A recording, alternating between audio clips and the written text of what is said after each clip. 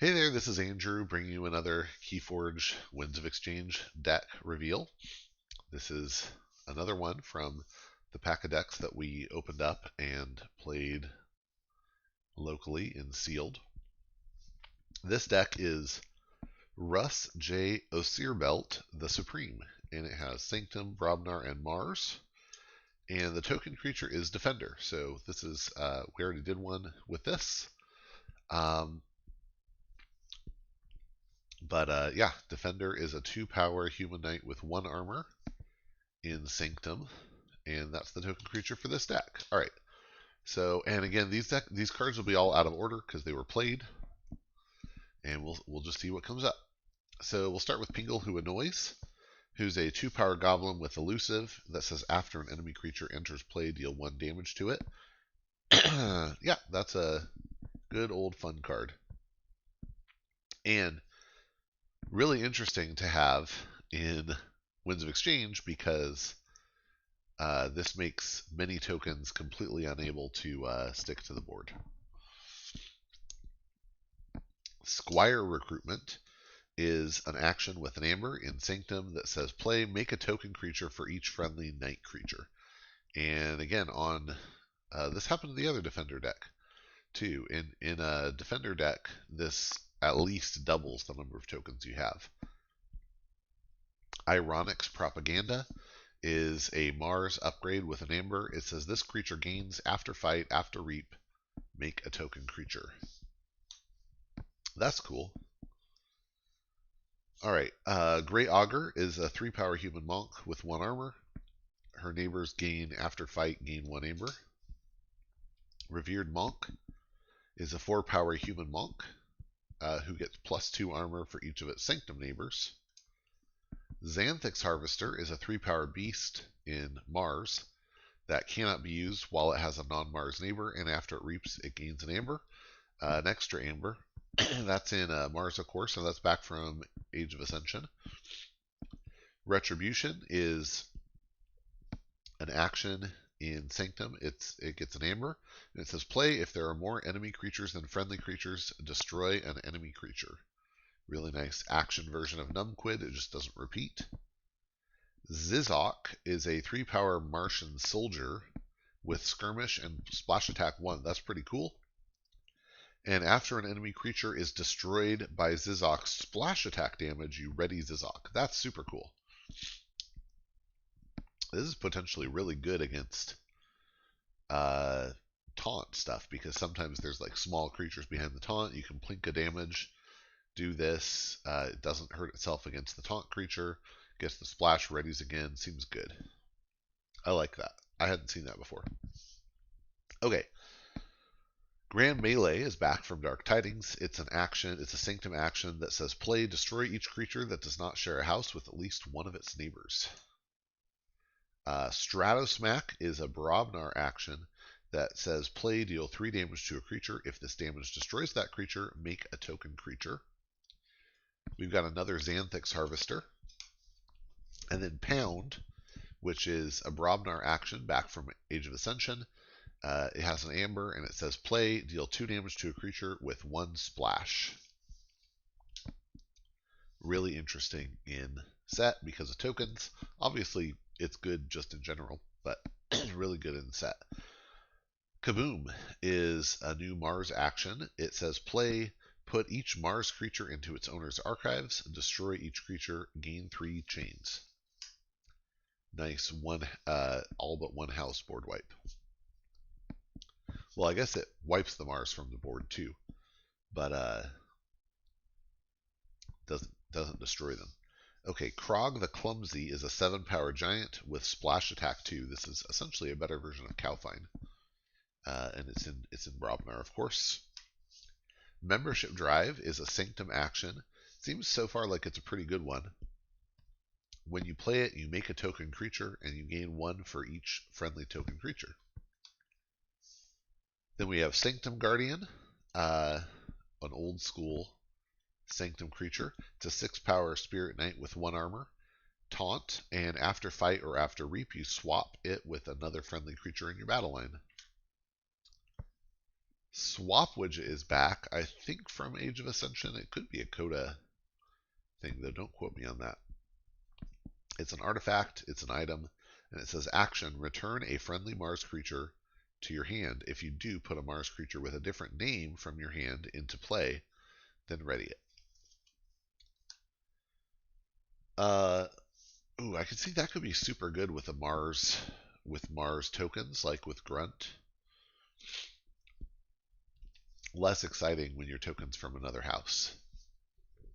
All right. Nyan Outpost is an artifact. It's a location. Interestingly, this outpost does not get an amber. Uh, most of the other ones do. This one does not. Very interesting. Has the same text for most of it as the other outposts. Action, put a friendly creature on the bottom of its owner's deck. If you do, comma. The thing that's unique to Nyan Outpost is what you do if you put a friendly creature on the bottom of its owner's deck is make 2 token creatures. Okay. Harmonic Ritual is back in Sanctum from Dark Tidings. It's an action with an amber. When you play it, you choose a friendly creature. If its left neighbor shares a house with it, gain an amber and repeat this effect on that creature. So this could continue going down the line. Broken Out Axe Outpost is a Brobnar artifact. It gets an amber. See, this one does get an amber. It's also a location. Has the same text up to the comma, and then what you do is deal 6 damage to an enemy creature. Now, I think these might be my least favorite outposts so far. Let's see. The Equidon one draws you 3 cards. That seems really good. The Unfathomable one exhausts 3 creatures. That seems really good. What are the other ones? The Sanctum one captures 3. That seems really good.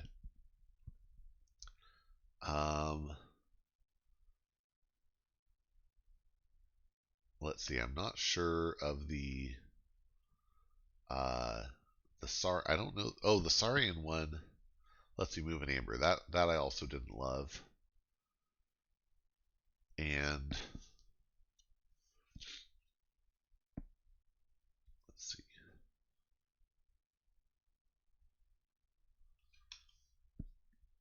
Who's the 7th house? Oh, I don't know the Star Alliance one. Okay. I'll have to see the Star Alliance one. Anyway, these are certainly not my favorite ones, but they're not bad. And you just have to keep in mind, even if, like make 2 token creatures is actually pretty good. Deal 6 to your creature is fine. But keep in mind, if you're constantly putting cards from the same house on the bottom of the deck, you're going to have some very nice turns later as well. That's the point. Okay. Iron Obelisk is a Brobnar artifact back from Coda days, and it is a location, and it makes your opponent's keys cost +1 for each friendly damaged Brobnar creature. Really nice if you have a Brobnar token. We don't. Obviously good anyway, but I think this would be extra good with Brobnar tokens. Then we have Fire Spitter, a 5-power giant with an armor that says before fight, deal 1 damage to each enemy creature. This is an old school Brobnar card as well. Ooh, looks like we got 2 of those. That is intimidating. Wow. These are big bodies in Brobnar and a lot of just damage plinks everywhere. Chal the Safeguard is a 4-power human knight with 2 armor, deploy and taunt. Outflank is a Sanctum action with an amber, and it says play each Sanctum flank creature captures 2 amber from its opponent. Grey Abbess is a 3-power human monk with 1 armor. When you play her, you make a token creature, and she says that each friendly token creature gets +1 armor. That means your defenders are 2/2 at that point. Not bad. Mark II Generator is a Mars artifact. It's an item, and it enters play ready, and you action it to make a token creature. Incubation Chamber is an artifact in Mars. It's a location. It's back from, I think, AOA. It has Omni, reveal a Mars creature from your hand. If you do, archive it. Some nice deck filtering. I've only seen 3 Mars creatures so far. Interesting. Red Planet Ray Gun is a Mars upgrade with an amber, and it gives a creature after Reap. Choose a creature, deal 1 damage to that creature for each Mars creature in play. That's very nice if you can get it to stick. Then we get, this is a really good Mars creature, Mix the Tall Minded, a 5-power Martian that says your opponent's keys cost +1 for each friendly Mars creature in play. I like that. And we have another Kaboom. Very interesting. Lots of board clear here. And even more board clear, beard clear. Maybe we need that too. Earthshaker. Another back to Coda Brobnar creature. It's a 7-power giant that says play, destroy each creature with power 3 or lower. But wait, that's not all. We have Hebe the Huge, a 6-power giant knight with play, deal 2 damage to each other undamaged creature. That is intense. Just so much damage spray in Brobnar. I mean, how do things stay on the board here? How do enemy creatures stay on the board? We've got another Pound. And then, back from Worlds Collide, one of the really few great Brobnar cards in Worlds Collide, we have Berserker Slam. It's an action with an amber that says play, deal 4 damage to a flank creature. If this damage destroys that creature, its controller loses 1 amber. That is very nice. And lastly, this is exciting. Sigil of Brotherhood is an artifact in Sanctum. It has an amber pip, it's a power, and it says Omni, destroy Sigil of Brotherhood. For the remainder of the turn, you may use friendly Sanctum creatures. That actually could, be used to use all your tokens on a non-Sanctum turn. So that is really cool. Really threatens with those. Overall, let's see, 5 pips in Sanctum, 4 in Brobnar brings us to 9.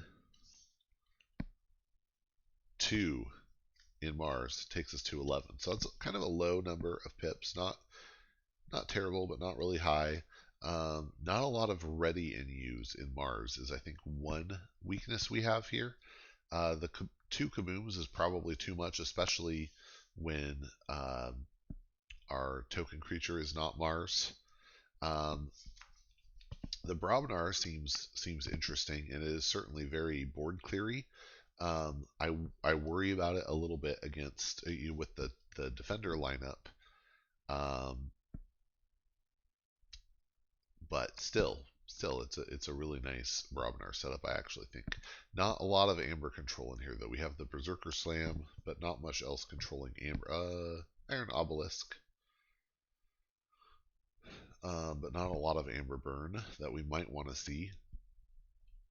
Some capture, good capture in Sanctum as well. Beefy creatures there, more board clear, Grand Melee. I mean, really, it seems like hopefully, with this deck, you should not be struggling to stay in control of the board. The question, though, is still then what can you do with keeping the board clear to actually press into your win condition? And I think this might be just a little bit lacking in that regard. Still very fun. Defender, I think, actually seems pretty nice, especially with that Sigil of Brotherhood. That has high potential. So yeah, that was Russ J. Osirbelt, the Supreme. Hope you enjoyed. Hope you'll tune in. I have at least 2, 3, maybe 4 more of these to do from the ones we played at our local sealed event. And then one more deck that I haven't opened yet from Keyforge Celebration that I'll put up here at some point. And hopefully that'll keep us going until, maybe my hope is that sometime in January or February is when the Game Found campaign will deliver, but I haven't seen an actual date on that I know of. So I am hoping these videos will hold us, will tide us over until then. I'm sure some other people will start putting out videos as well. Yep, hope you enjoyed and that you'll get out there and forge some keys.